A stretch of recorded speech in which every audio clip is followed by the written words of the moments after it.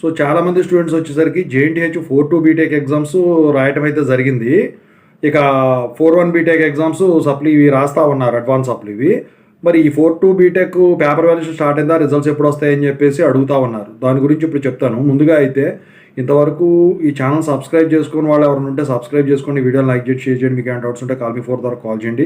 Telugu engineering education Telegram YouTube channel subscribe చేసుకుని JNT university updates ఛానల్తో సహా. ఇక టాపిక్లో వెళ్తే ఏంట్రా బాబు అంటే, ఈ 4-2 బీటెక్ అడ్వాన్స్ సప్లీ కాదు, రెగ్యులర్ సప్లీ ఎగ్జామ్స్వి R18, R16, R15 ఏవైతే ఉన్నాయో, సో పేపర్ వాల్యుయేషన్ అయితే స్టార్ట్ అయిందండి. అయితే మీకు 3 సబ్జెక్టులు ఉంటాయి కాబట్టి ఈ పేపర్ వాల్యుయేషన్ అనేది త్వరగానే కంప్లీట్ అయిపోతుంది. అయితే మీకు 28th జూన్కి ఎగ్జామ్స్ అయిపోయినాయి కాబట్టి నాకు తెలిసి ఈ మంత్లో, అంటే ఈ మంత్ ఎండింగ్ లోపు మీకు ఈ 4-2 బీటెక్ రిజల్ట్స్ అయితే డిక్లేర్ అవుతాయి. ఎందుకు ఏంటి అంటే, మరి సిబిటి ఎగ్జామ్స్ అనేవి ఉన్నాయి కదా, ఈ సిబిటి ఎగ్జామ్స్ అనేవి ఎప్పుడు షెడ్యూల్ చేశారు అంటే, సో 13th జూలై నుంచి షెడ్యూల్ చేయబడ్డాయి. 13th జూలై నుంచి షెడ్యూల్ అంటే 13, 14 ఉంటాయి కాబట్టి, సో నాకు తెలిసి మంత్ 20 కల్లా మీకు 4-2 బీటెక్ రెగ్యులర్ సప్లీ రిజల్ట్స్ అయితే డిక్లేర్ అయ్యేదానికి ఛాన్స్ అయితే కనిపిస్తూ ఉంది.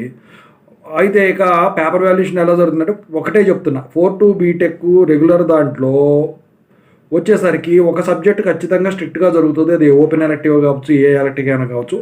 ఒక టైంలో చాలామంది స్టూడెంట్స్ అవి ఫెయిల్ అయిన రోజులు కూడా, క్లాస్ మొత్తం కూడా ఫెయిల్ అయిన రోజులు ఉన్నాయి. క్లాస్ మొత్తం ఫెయిల్ అయ్యి ఒక్కళ్ళే పాస్ అయిన రోజులు కూడా ఉన్నాయండి. మరి మీరు రాసే దాన్ని బట్టి ఉంటుంది. ఎందుకంటే మీరు ప్రాజెక్ట్లో నిమగ్నమై ఉంటారు, దీని మీద కాన్సన్ట్రేట్ చేయరు కాబట్టి మీకు లైట్ తీసుకుంటారు కాబట్టి ఎగ్జామ్ టైంలో మీరు అయ్యో ఎలక్టివ్స్ కాబట్టి కన్ఫ్యూజ్ అయిపోతారు, అక్కడే దెబ్బ అయిపోతారు అనమాట. అది మెయిన్ రీజన్ ఆఫ్ ఫెయిల్యూర్ కారణం. సో ఏదేమైనప్పటికీ కూడా ఎప్పుడు జరగకుండా ఉండాలని చెప్పేసి కోరుకుందాం. అయితే ఇక రిజల్ట్స్ వచ్చిన తర్వాత నేను పోల్ కనెక్ట్ చేస్తాను, వీడియో కూడా పెడతాను. Thank you so much.